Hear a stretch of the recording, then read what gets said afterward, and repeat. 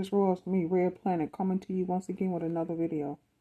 No rights to the video or music, strictly for educational purposes only. Let's listen to this guy speak about Enoch transforming when he was ascended into heaven, transforming into an angel named Megatron. Let's get into it, Israel.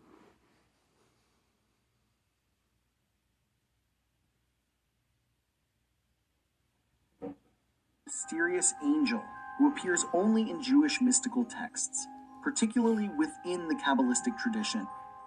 But unlike most angels, Megatron is unique. He is depicted as the most powerful of all the angels, so powerful in fact that he has been called Little Yahweh. What's more, Megatron is believed to have once been Enoch, the great-grandfather of Noah, who was elevated to angelic status. He is the only angel who started out as a human being, and the only angel to have a geometric symbol associated with him. Interestingly, he's only mentioned in non-canonical books that were left out of the Bible. There's no mention of him in the Christian Old Testament or the Hebrew Bible, the Tanakh. All this has made him a mysterious and even controversial figure. In order to uncover the origins of Megatron, we must first look at the story of Enoch, a figure who is shrouded in mystery himself. Enoch is mentioned briefly in a few verses in the Bible, but his entire story is based on speculations that arise from them. Genesis chapter 5, verse 18 to 24 is the main passage about Enoch in the Bible. It details his lineage as the son of Jared and the father of Methuselah, his age, and notably his righteous life. The passage concludes with the famous verse, Enoch walked faithfully with God. Then he was no more, because God took him away. This is important because it implies that Enoch didn't die, but instead was spirited away by God. We next hear of Enoch in the New Testament, in Hebrews chapter 11, verse 5, where he's mentioned in the context of faith. The verse states, "By faith Enoch was taken from this life, so that he did not experience death. He could not be found, because God had taken him away. For before he was taken, he was commended as one who pleased God." And again, his unique departure from this world is reinforced. He's mentioned one more time in the Bible, this time in Jude chapter 1, verse 14 to 15, and is cited as a prophet. This isn't much to go on, and you might even forget that Enoch ever existed if you only took the Bible into account. Which is why we have to turn to the apocryphal texts, particularly the Book of Enoch, also known as 1 Enoch. It's here that we can truly understand Metatron's transformation from Enoch. This ancient Jewish work, which wasn't included in the standard biblical canon, offers a more detailed account of Enoch's experiences and his spiritual journey. It describes his revelations and his visits to heaven in the form of travels, visions, and dreams. He becomes a revealer of secrets and a witness to heavenly mysteries. This text, revered in the Ethiopian Orthodox Church, but considered apocryphal in Jewish and most Christian traditions, provides the foundation for the later mystical interpretation of Enoch as Metatron. The transformation of Enoch into Metatron is more explicitly discussed in other Jewish mystical texts, such as the Babylonian Talmud and the Zohar. They describe how Enoch became the most exalted angel because of his righteousness and devotion to God. His transformation is physical, as he turns into a heavenly creature.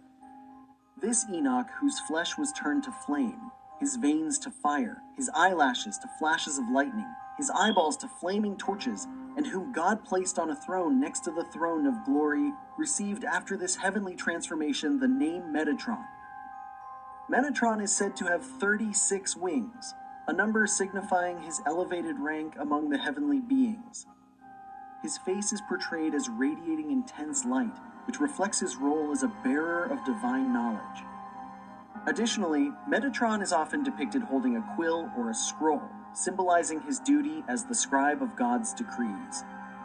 Metatron, once Enoch, now embodies both the human experience and the transcendental nature of the angelic. He symbolizes the profound connection between the human and the divine in Jewish mysticism. Metatron's new role in the heavens is multifaceted. As a scribe, his duties include recording the deeds of humanity, guiding and supporting the spiritual development of souls, and governing the flow of divine energy into the physical world. He is a powerful intermediary, a bridge between the Creator and creation, so much so that he's called the Lesser Yahweh. In Enoch 3, Metatron says of God, "He called me the Lesser Yahweh in the presence of his whole household in the height. As it is written, my name is in him." This title implies that Metatron has an exalted position in heaven and is exceptionally close to God. The controversy among scholars and theologians regarding Metatron's title as the Lesser Yahweh is quite natural, given its potential challenge to traditional views of the angelic hierarchy. This title raises compelling questions. If Metatron is referred to as a lesser form of Yahweh, does it imply that God is sharing his divine powers? Such an idea could appear to stretch the boundaries of monotheism. However, it's important to note that the term lesser is crucial here. It serves to clearly differentiate Metatron from the Almighty, the greater Yahweh. In doing so, this distinction helps to uphold the fundamental Jewish principle of monotheism while simultaneously recognizing Metatron's elevated status within the divine realm. This careful balancing act reflects the intricate and nuanced nature of theological interpretation in Jewish mysticism. Another intriguing aspect associated with Metatron is the concept of Metatron's cube. We've done an entire video on this symbol, so check it out in the card above.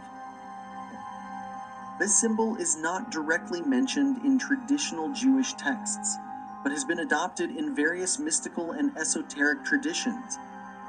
Metatron's cube is thought to represent the interconnectedness of all things in the cosmos, reflecting the belief that everything in the universe is part of a divine geometric plan.